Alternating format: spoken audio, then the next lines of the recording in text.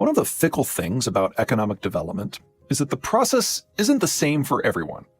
Britain was first, France and the Low Countries mushed together in second place, Germany was third, America roughly fourth, followed by Japan. But because the technologies involved are constantly evolving, even among this first broad batch, the paths differed. Britain's process was slow because the Brits were literally making things up as they went along. Germany's development was far quicker, and not simply because the Brits were kind enough to blaze the path for others. Germany exists in a geopolitical pressure cooker, ringed by strategic and economic competitors. The habitable bits of German lands on the Rhine, Danube, Weser, Elbe, and Oder rivers are, at best, loosely connected. It's easy for Germany's more consolidated neighbors to split it apart. If Germany fails to press every economic development process to the limit, it is overwhelmed. So the German industrialization experience of the late 1800s and early 1900s was absolutely frenetic. Germany also had some significant geographic advantages over the Brits when it came to capital generation and supply chain management. The German river system, in particular the Rhine-Ruhr system of Western Germany, is the densest network of naturally navigable waterways in the world. It is perfect for industrialization. The Ruhr region has some of Europe's best coal deposits, and none of those pesky water table problems that so hindered the Brits. Add it up, and German industrialization was less a meander and more of a nervous, I think someone is following me jog. The Americans' process was far slower, nearly as slow as the Brits, but for wildly different reasons. While the German industrialization process didn't really get going until the 1830s, the really intense part was between 1880 and 1915. In the United States, the beginning of the process, the start of the railroad era, was similarly in 1830. But American cities were not fully industrialized until the 1930s, and the American countryside not until the 1960s. In many ways, the American experience was an inverse image of the German one. There was no geopolitical pressure, so no need to speed things along. And while the Germans had a very dense industrial, riverine, and population footprint, the Americans were all sprawled out. The useful lands of the United States are about 25 times the area of the useful lands of pre-World War I Germany. And the Americans didn't have anything resembling a state industrial policy until they were in World War II.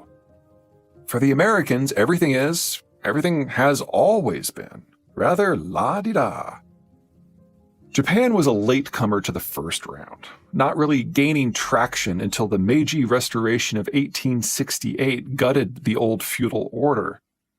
But like the Germans, the Japanese shot ahead quickly out of necessity.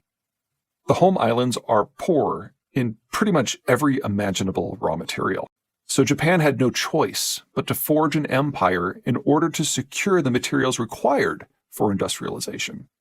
Since that meant taking other people's stuff, the Japanese had no choice but to move very quickly. The Koreans were early victims of the Japanese expansion and remained colonized until the Hiroshima and Nagasaki bombings freed them. They then went on to be among the order's most enthusiastic participants, becoming the vanguard of industrialization's second major wave. Their industrialization path can be best defined as a panicky sprint. The Koreans, even today, are desperate to protect their sovereignty from all things Japanese. Singapore followed nearly a Korean path for similar reasons, with the part of the Japanese villain being played by Malaysia. Vietnam prioritized political unity over economic development, and so remained pre-industrialized and poor until the 1990s, unless you're in Ho Chi Minh City, aka Saigon, in which case you were industrialized a century ago, courtesy of French capital. Even in 2022, Vietnam feels less like two different countries and more like two different planets. Thailand, far more historically confident in its ability to repel invaders, the country's core is ringed by jungle mountains, lies somewhere between both in terms of pacing and outcome. Not everyone is at the same level, developmentally speaking, or even proceeding at the same pace. This can be awful, in that countries that are further along tend to have more oomph to their economic systems in terms of productivity, wealth, and diversification, and can use that oomph to lord over less advanced systems. Welcome to colonialism.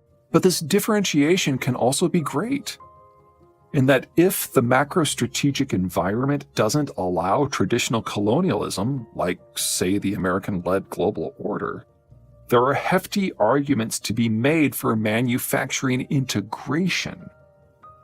Between the changed geostrategic environment of the order and the rise of containerized shipping, the security and cost concerns that had prevented meaningful cross-border integration since the dawn of time had finally unclenched.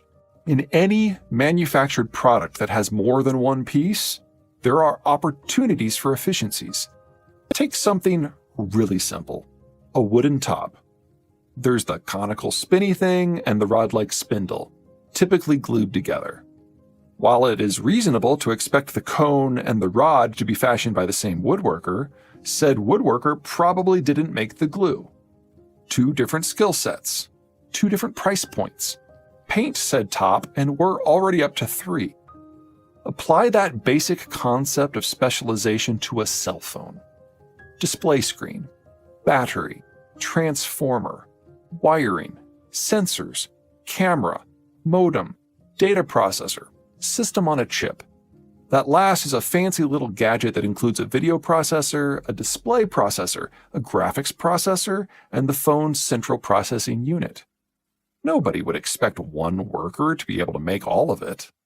Nobody would expect the worker who plugs in the relatively low-tech wiring to be compensated at the same rate as the worker who fine-tunes the sensors. Imagine if all the pieces were made in Japan, a country with a per capita income of some $41,000. That system on a chip would be pretty fly, and it should be. The Japanese excel at complex microelectronic work. But it stretches the mind to think that there might be some Japanese dude who loves to run an injection mold system to make the phone case for $1 an hour. It would be like Lady Gaga teaching piano lessons to 4-year-olds. The combination of cheap, sacrosanct shipping and nearly endless workforce variety enabled manufacturers to split apart their supply chains into ever more complex, more discrete steps. If you were to trace the full supply chain of a car, here's the short version. Metals including platinum, chrome, and aluminum, wrapped in soldered wires, a full diagnostic and performance-enhancing computer system, rubber for the tires, synthetic fabrics made from petroleum, plastics for the interior, glass and mirrors, gears and pistons, ball bearings, and injection-molded buttons to turn the radio all the way up to 11. Each of these, and each of the 30,000 other parts that go into a standard passenger vehicle I did not list, has its own highly customized workforce and its own supply chain. Each part has to be assembled into an intermediate product, air conditioning, engine, lighting, by its own workforce, and then assembled into another intermediate product, dashboard, car frame, by its own workforce, and on until the whole mess of stuff finally reaches assembly. The supply chains of U.S. automaker Ford are among the most complex of any firm in existence, tapping more than 60 countries and 1,300 direct suppliers that together have more than 4,400 manufacturing sites. If final assembly happens in Chongqing, China, the vehicle will be shipped down the Yangtze for 8 to 11 days, dwell at Shanghai for a few days, then get sent on to Los Angeles with a sailing time of 20 days, before getting loaded onto a train en route to a regional distribution center, and finally one of those specialized trucks you see on the interstate that shuttles the final product from the rail yard to the dealership. Even once the car is finished, it still takes about 6 weeks to get to a point of sale. The insurance for the ship most likely came from London, and the regulations that make sure that the gas cap won't somehow murder you in your sleep came from the European Union. At each step, the need for inputs expands. At each step, the differentiation of the input stream expands. At each step, the demand for supporting infrastructure expands. At each step, the need for petroleum to fuel everything expands. All this occurred in bits and pieces between the Americans and their core Cold War allies throughout the 1950s, 1960s, 1970s, and 1980s. But with the Cold War's end, the scope for the differentiation became truly global, and the pace accelerated to lightning speeds. Such increases in complexity and value now play out across every manufactured product. In the 20 years following 1996, a period that includes the Great Recession, global maritime trade doubled by volume and tripled by value. Trade that to that point had required 5 millennia to build. Everything didn't simply get bigger in the post-Cold War globalized world. Everything got faster as well.